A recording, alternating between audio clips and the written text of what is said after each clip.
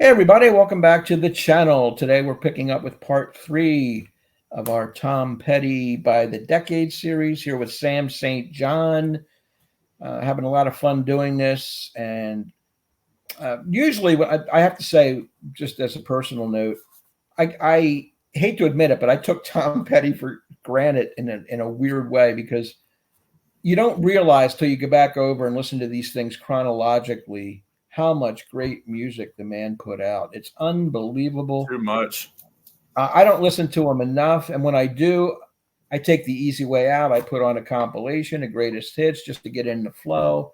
But when you go back and listen to these individual albums and watch the growth of not only him but the band, unbelievable, fantastic. I don't see why anybody wouldn't be a Tom Petty and the Heartbreakers fan. It doesn't make any sense to me. It's just Doesn't. great music, and covers a wide variety of styles. And he can knock out a ballad. He can do the rock and roll thing. He can do the singer-songwriter thing. Whatever you want to do, he finds the balance in it. And an artist too, in a way, because his growth as a songwriter is more mature as he ages. He's writing about things that have happened to him in his life, whether it be a divorce or depression or abuse or the different, just life in general. It just is amazing, and that's what a true artist does. And I have so much respect, even more now than I did before, and I've always thought he was one of the best. So, Yep. Sam, thank you for letting me spiel on that. When we last left off on in the 1980s, he had just done his first solo album, Full Moon Fever. Of course, the Wilburys thing happened, and in the beginning of the 90s, he released, along with his bandmates in the Traveling Wilburys, another edition of their music. Yeah, this is just the box set, so it's not the cover of the album. But yeah, Traveling Wilburys Volume 3, cheekily named by George Harrison. Minus Exactly. Roy Orbison, obviously, who had passed away. Right. Roy had passed away, what, 88 was it? Or 80? Yeah, it was the year of the first album, so yeah, 88. 88. So that's where we're starting out here. We're going to do 4 albums, 3 the Heartbreakers and 1 solo album. Mm-hmm. We're going to take them on chronologically. So let's start with 1991. And this is when I first saw Tom Petty, a matter of fact. Into the Great Wide Open. This was a great listen again on a re-listen. Just a tremendous. I think this is as consistent an album as maybe he ever put out. I love every song on this album. I really do. Yeah. It really is strong. I know it's got Jeff Lynne on board, giving the Jeff Lynne production, which some people knock. I don't. I think it sounds absolutely fantastic. It's great. So give me your initial thoughts on Into the Great Wide Open. Yeah, this was another one of those albums that I really got into in college. And I remember listening to this album all the time, going up and down the interstate, the 2-hour drive that I had to go back home whenever I was, traveling for school. And yeah, it's got that Jeff Lynne production. It's essentially, they wanted to keep the formula of Full Moon Fever, which was a massive album now. It took a little bit, but it blew up. And so they said, why not do it again? But now the Heartbreakers wanted in on the action, probably a little bit of money. I'm sure it was part of the talk. But yeah, I mean, you have the Heartbreakers lineup as we left them in the 80s, with Petty and Mike Campbell leading the charge, with Ben Mott, Stan Lynch, and then Howie Epstein still. So you still have those guys that have been around now for, close to 10 years with Howie. But yeah, just a fantastic album, covered in hooks, that 12-string guitars all over it. There's some heavier rockers on here, a little bit heavier, like the song All or Nothing is kind of a heavy song for Petty to close out side A. And it's a great companion piece to Full Moon Fever. And you got that, MTV still in full swing with, Learning to Fly, Into the Great Wide Open, the title song, which had a bunch of heavy hitter actors in it. Johnny Depp, Faye Dunaway, Matt LeBlanc are all over that. And you have some, more guests on here with, we talked about Jeff Lynne. You have his sidekick, Richard Tandy from ELO. And then you also have Roger McGuinn with some background vocals. So Yeah, I think I'm like you. There's not a song on here where I don't wince at any of the songs. They're all Yeah. so good. Yeah. And like I said, this is the first time I actually saw Petty live, was on this tour. He had this elaborate stage with this huge tree coming up in the middle of the stage, and the Yep. carpeting and the chandeliers. It was really a cool ambiance with them on stage. It looked so cool up there. Petty, Yeah. I believe, was he trying to think what kind of costume he was wearing at that time. Was he in the no, I guess he wasn't. I thought he had that vest on and stuff, He but had like the he came bandana out on. and he in the bandana, he Yeah. commands the stage. He's really what's the word I'm looking for? He's complimentary Charismatic. to his bandmates, Yeah. charismatic. He's generous with giving solos to his bandmates and complimenting them. He keeps saying that I have the greatest band in the world. I'm so lucky. I thank God every day. He's really cool in concert, talking to the audience, thanking them profusely. I mean, after every song, it's just thank you so much, and all that kind of stuff. Yeah. He just feels like he's one of the regular people, and Oh that's what yeah. I liked about it. And I know Yeah. the band itself had some hard feelings in the beginning when he went solo, but they made the transition back into the Heartbreakers seamlessly, I think, because it shows in the album. It's fantastic. Yeah. They also did a Saturday Night Live appearance in October of '91 to promote this, and they did two songs, "Into the Great Wide Open" and "King's Highway." I remember seeing that as well. Yeah. Very cool. But top three songs. What do you want to? You go first. Yeah, this is one of those where it was tough. I mean, I did my rankings this morning that we're filming this, and all three of mine, I guess you could call deep cuts. Number 3 is going to be King's Highway. Just great. There's high harmonies. It just sounds so good. Campbell has kind of got like that breezy electric guitar lead between tracks. I just think it's a great tune. Number 2 is going to be, again, another breezy 12-string song. This is the one that has Roger McGuinn on background. All the Wrong Reasons. I just think it's got like those booming drums on the background, and Petty's voice is just soaring. The whoa, and I just think it's a great tune. I remember hearing it and just loving it back when I was a late teenager. And then number 1 for me was a no-brainer, and I listened to this song so much in college. I'm going to go with The Dark of the Sun. I just think I just love that tune. I love that bum, bum, bum. Like that guitar it's just so great. He says, in the dark of the sun, we will stand together. Yeah, we will stand as one in the dark of the sun. I think it's a perfect tune. I really do. It could have been a hit in the 70s maybe. But yeah, those are my 3. All 3 again, semi deep cuts. They're all great. My number 3, I'm going with All the Wrong Reasons, like you mentioned. Yeah. I just that chorus that they have in the background is fantastic. And what was the one? Is that the one I'm thinking of that has trouble coming in without a warning? Yeah. Trouble blew in on a cold, dark wind. It came without no warning. Yeah. Yeah. I just like that image and the lyric, because that's the way life is. All of a sudden, everything's running smooth, and you don't get a warning on some things that happen in your life. Yeah. Probably what he's referring to. My number 2 is King's Highway. I love the optimism of the song. And some of the imagery here. I don't want to end up in a room all alone. I don't want to end up someone I don't even know. I await the day good fortune comes our way, and we'll ride down the King's Highway. Love that. Fantastic. And my number 1 is Learning to Fly. I just think that is an anthem for this kind of point in his life. He's overcoming obstacles and learning to move on, learn from them, and take the next chapter in his life. I think that's like a theme for this album in a lot of ways. Into the great wide open. I mean, we have 2 of the same tracks, which is great. And I Can't Fault You for Learning to Fly. That's probably my mom's. It might be my mom's favorite Tom Petty tune. And Yeah. I would be remiss without mentioning, obviously, the other big hit, Into the Great Wide Open, the title track.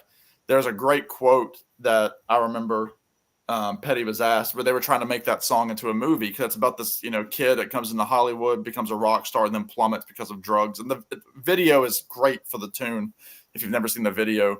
But It is. somebody asked, like a movie producer said, why don't you all make this into a movie? And then Petty, in his snarkness, he just said, it already is, which is just awesome. So, if you just know Full Moon Fever, this is a great companion to Full Moon Fever. Yeah. And I also like Two Gunslingers, where he says, I'm taking control of my life now. Oh, yeah. He's got that classic Petty little shot at the end. All or Nothing, Dark of the Sun. There's a run of songs in a row, and you just don't want to turn them off because they're all great. They flow beautifully together. Great album. Can't say enough good things about it. Yep. So, and it's consistent, like I said, all the way through. Yeah. Next, in 1993, he puts out a Greatest Hits, which we're holding up here. All the usual staples, but he adds on a new song, Mary Jane's Last Dance, and also a cover of the Thunderclap Newman tune, Something in the Air. Those are the last two tracks on that. 18 songs, I believe? 18. 18. So 16 classic Tom Petty and the Heartbreakers songs. And then, of course, those two we mentioned. Mary Jane's Last Dance, of course, got a lot of play on MTV. Great video. Kim Basinger's in it. Anything to add on that? That's a great song. Well, yeah, I mean, this album kind of goes down in Petty history because those two songs were the last two that Stan Lynch recorded on. And the big reason is we're going to go into the next album. Obviously, Stan Lynch, original drummer, was asked to come out for these songs. Petty didn't want to add new songs because he was focusing everything on Wildflowers, which we're going to get into next. And so he had to give up a song with Mary Jane's Last Dance, which obviously became a hit. So it fits right on now. But back in the day, it was a new song.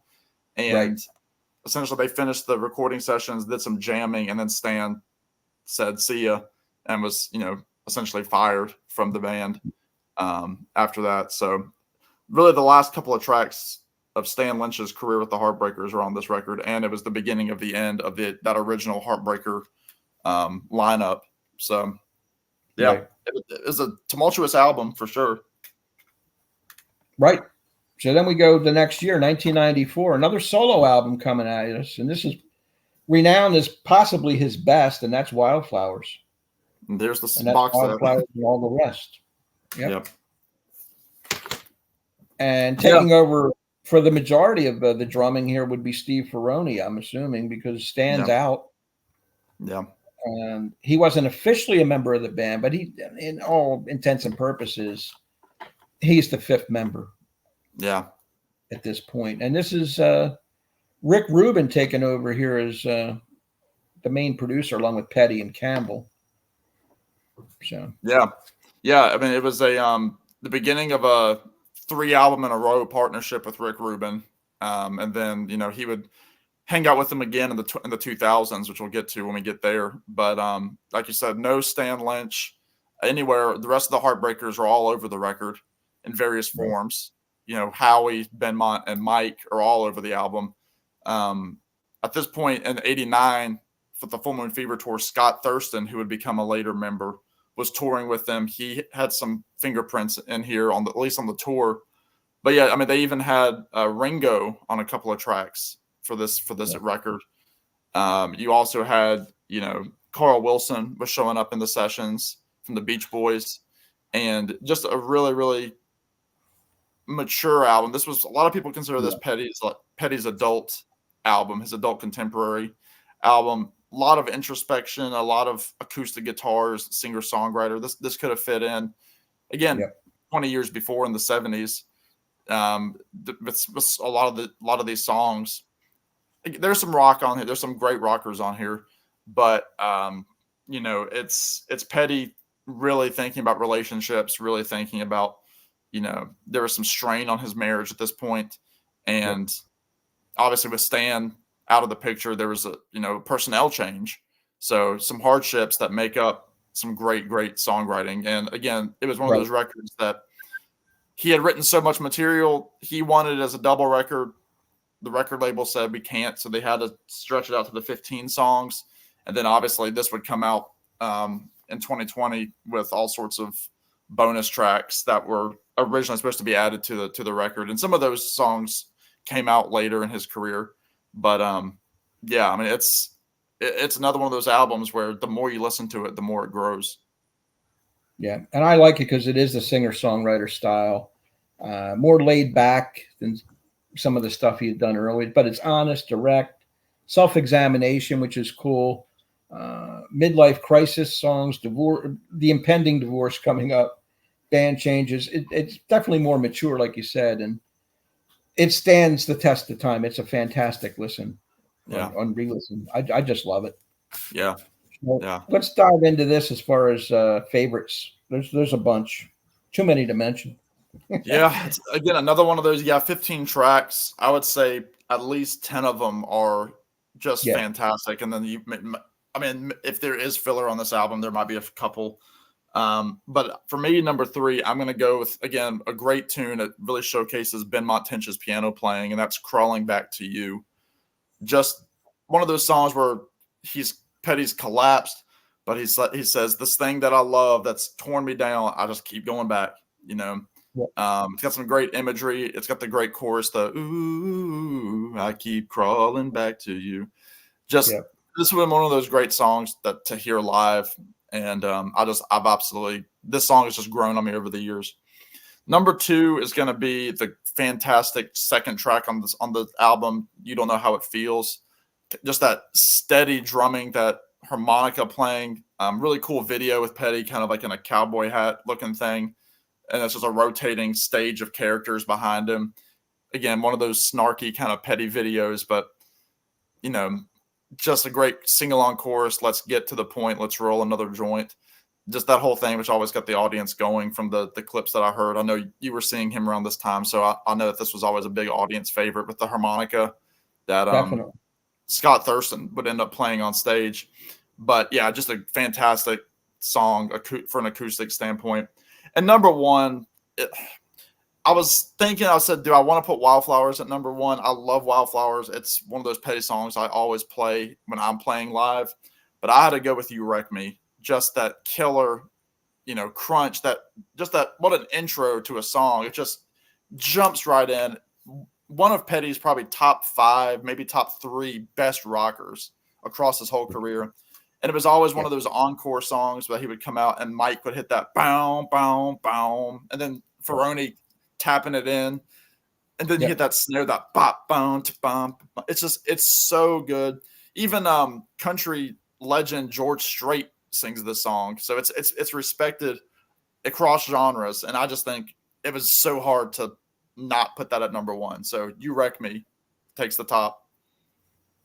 Yeah, we're pretty close. I mean, I went with number 3 being Time to Move On. Oh, I just love Time to Move On. It's one of them mellow singer-songwriter, reflective kind of songs. Time to Move On. Just his voice, the way he sings, it grabs me. Number 2 is You Wreck Me. Like you said, it became an encore staple.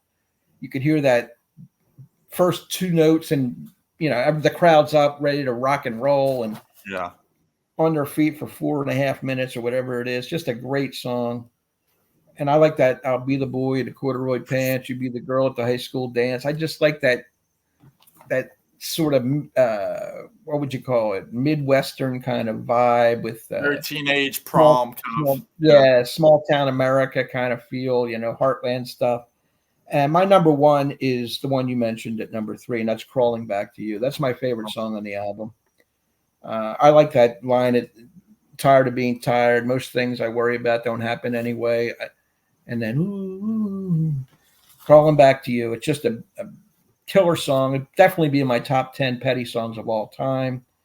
I don't want to dismiss a couple of these deep cuts. I love Cabin Down Below. Fantastic song.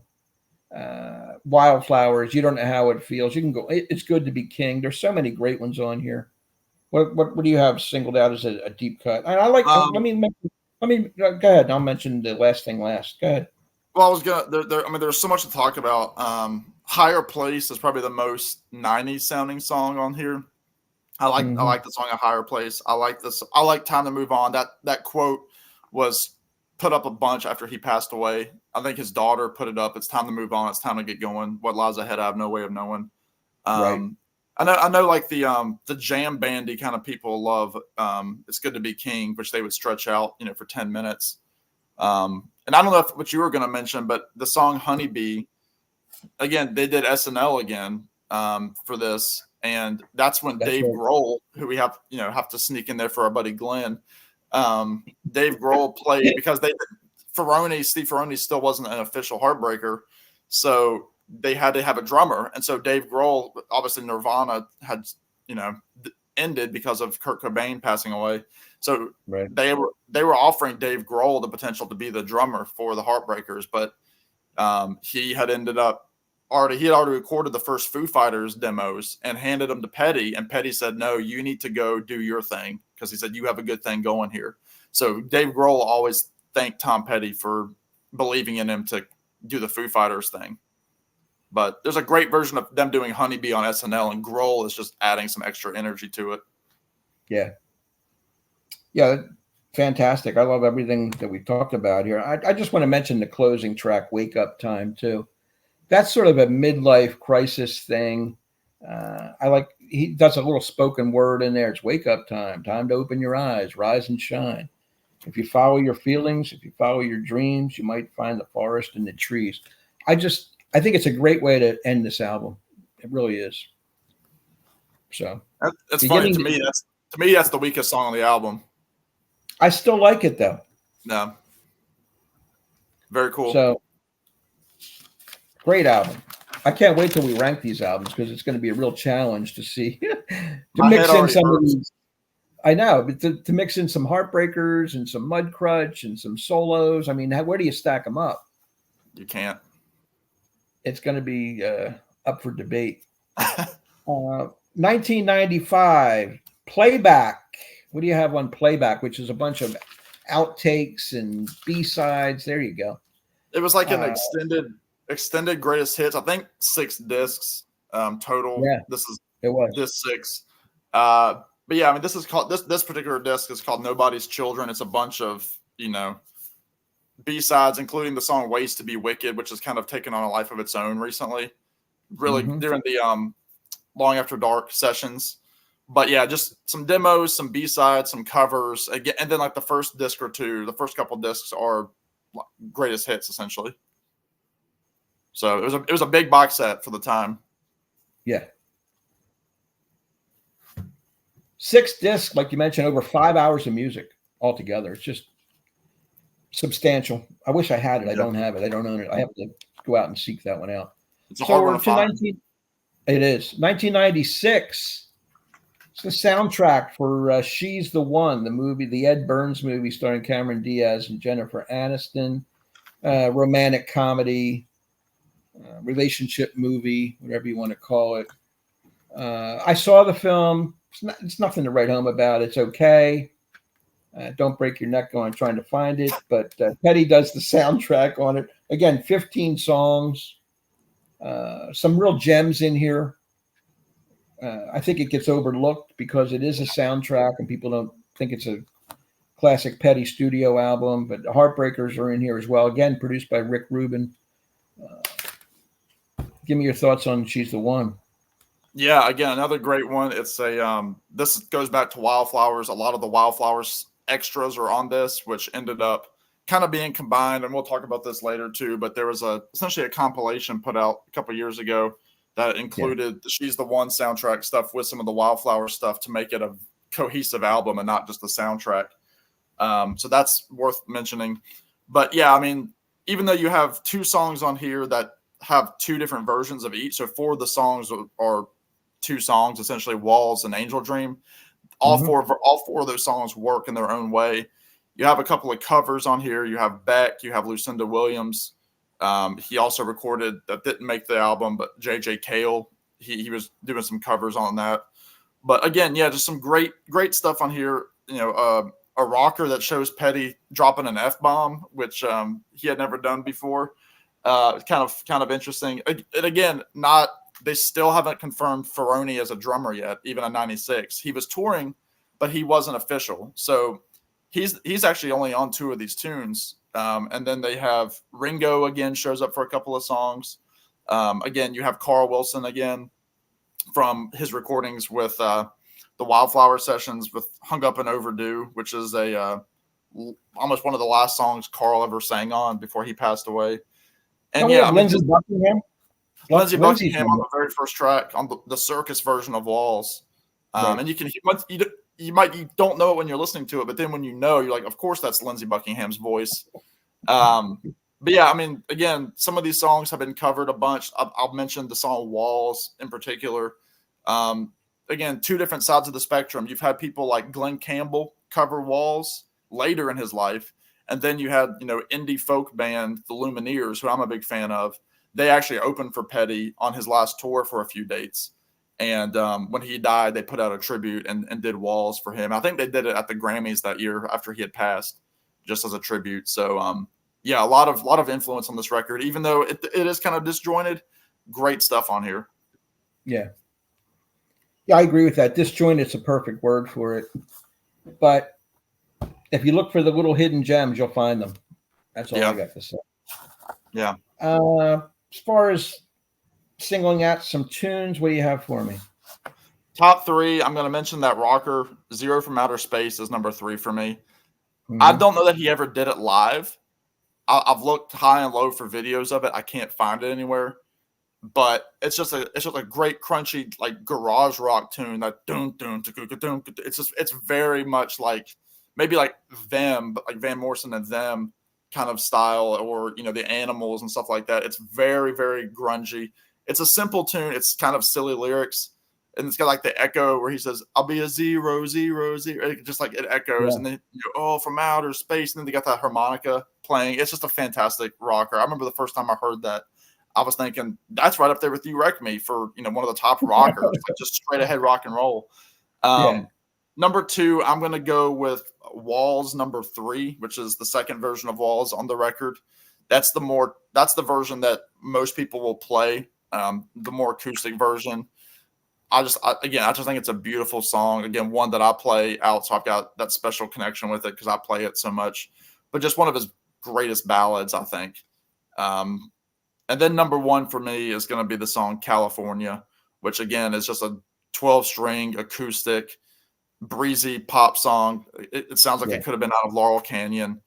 It's got that call and response final chorus with Petty singing with himself. California's been good to me. Hope it don't fall into. It's just. I love that tune.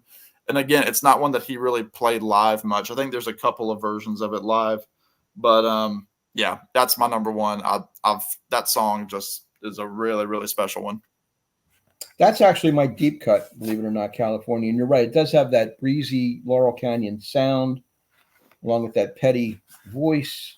It's infectious. It's pop. And it's great. Number 3 for me is Change the Locks, which is the Lucinda Williams cover. I like the lyricism in it, and I like his delivery of it as well. A lot of bitterness in the lyrics too. Number 2 is Zero from Outer Space, a real butt kicker of a song. I love the harmonica. It goes off. It's a wailing harmonica. It's hard rock, fantastic, different for this album, but it stands out. And my number 1 is the other version of Walls Circus, which was the lead track with Lindsey Buckingham.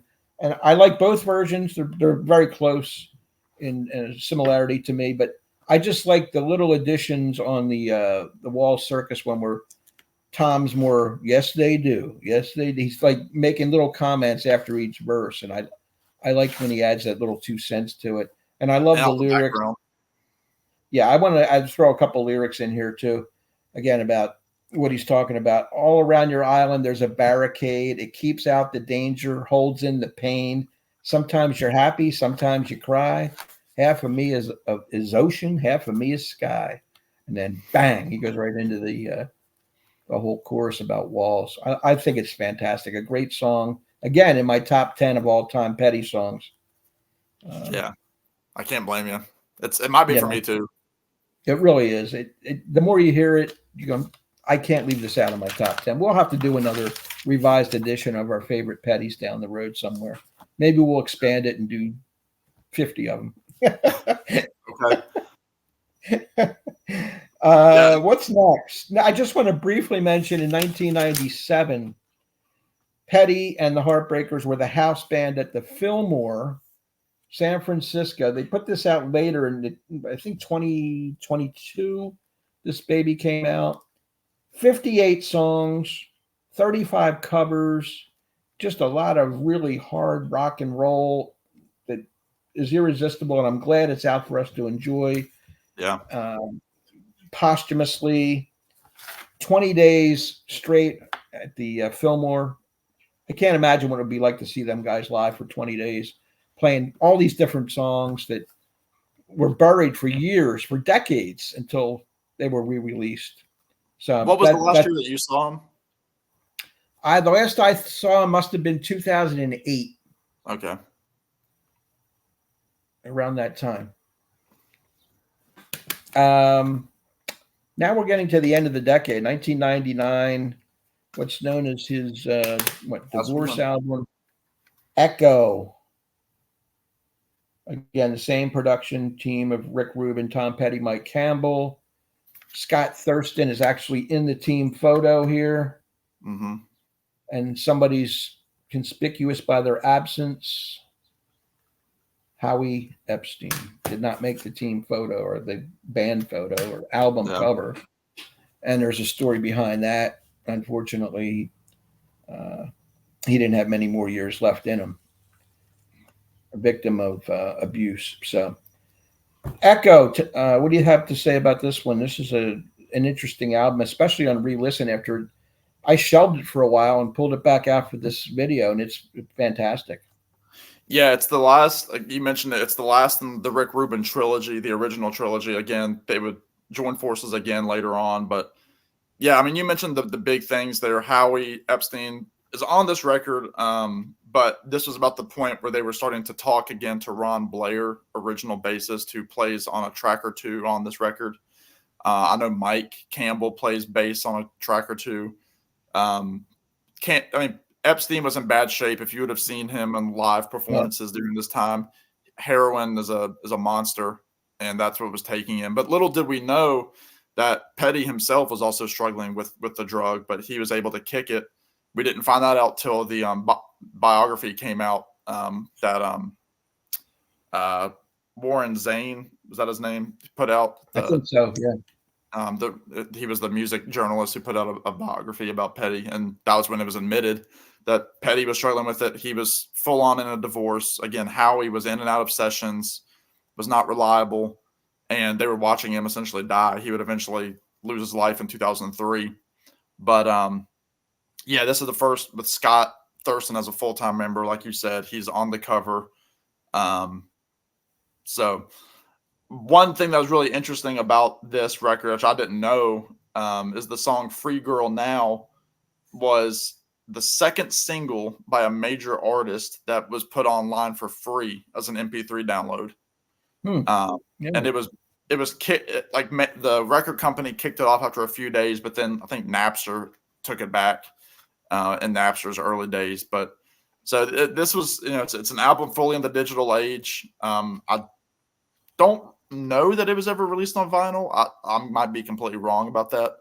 I mean, it's the one thing about this album is it suffers from the CD era of length. It's a very long record. It's over an hour long. And everybody was doing it in the late 90s because they could fit so much on a CD. But yeah, I was one of those guys who this album I listened to maybe once a year. But with this series kind of forcing me to go back to things, it's really grown on me as a record. And I've really enjoyed my couple of listens for this episode. Yeah. I always liked it. but like you said, it's way too long. I think 12 songs would have been max. So they needed to chop some of the some stuff out of here that doesn't really belong. It's excessive. It's kind of dark. It's depressing. I mean, divorce is that way. He's trying to cope, and I guess his abuse, the coping led him into abuse to denial or whatever kind of thing he was getting away from reality with. So, interesting lyricism. Some great music on it. I think it's a good listen.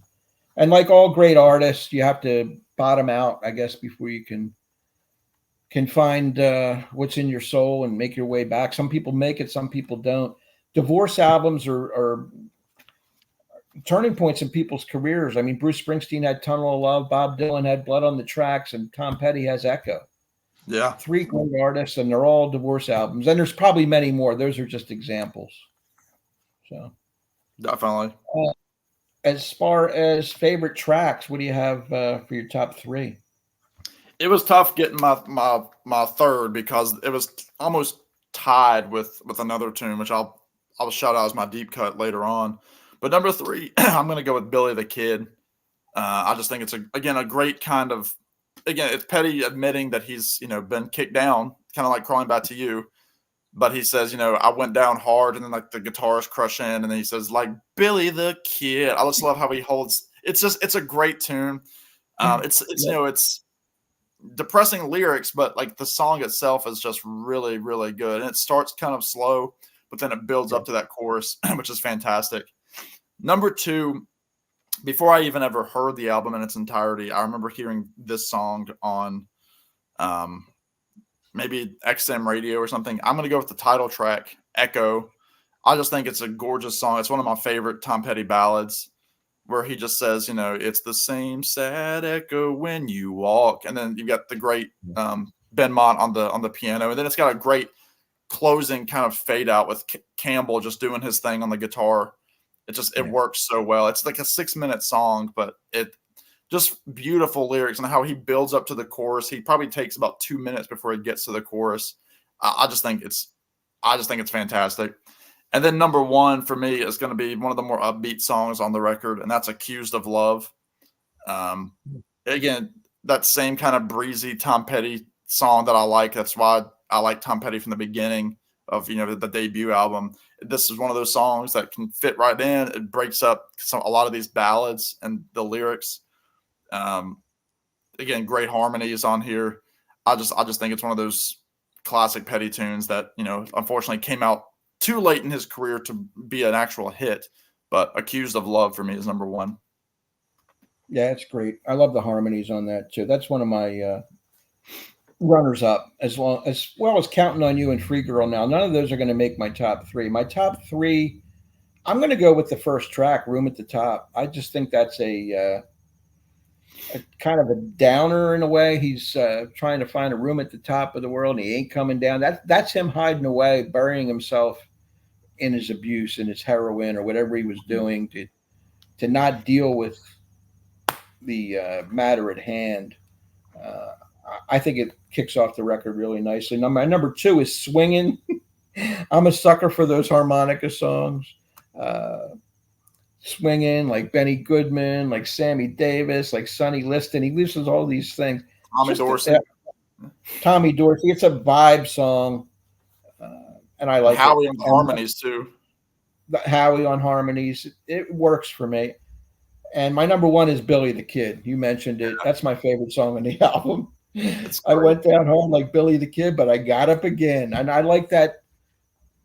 It's like I won't back down, sort of. It's that, inner strength kind of thing. I won't back down. There ain't no easy way out. And Billy the Kid's similar, and he's been knocked down. He's been kicked around, but he got up again, and he's going to fight the fight and move on to live another day. I just like that attitude, and that's part of my mantra in life. And I think that's important for people who go through tough times, take it on, stare it down, and move on. And I think Tom Petty's a lot like that. And unfortunately, he didn't get beyond 66 or 67 years of age, but that's another story for another day. But in the life he led, he left us with so much great material. My God.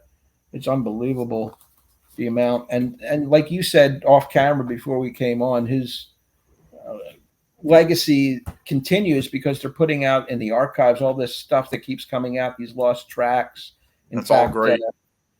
Long After Dark's going to be re-released with bonus material that nobody's heard, out new tracks, some stuff that people have been clamoring for, and finally are going to get it in October. So that's a tease out. Sam's already ordered it the first day the news came out, which is cool, and I'll have to do the same. And I should say, I'm gonna real quick. The song that was a coin toss for me with Billy the Kid is the song About to Give Out, which again, he makes a lot of references in this album. I mean, Swingin' is full of, pop culture references from the 40s and 50s. Billy the Kid, obviously, with the Western outlaw, and About to Give Out, where he says, "I'm Davy Crockett in a one-horse town." It's just a great, again, another great rocker. Oh, mama, I'm about to give out. It's a great tune. I was like, is that better than Billy the Kid? I don't know. So I'm like, I'll flip the coin. So yeah, what a great way to end out the 90s. I mean, again, 4 albums. Wildflowers could have been 2 records. Echo was long. It technically probably had a couple more songs in it. Again, tons of music videos, tons of touring, and the Wilburys to kick it off. It's just another full decade for Tom Petty.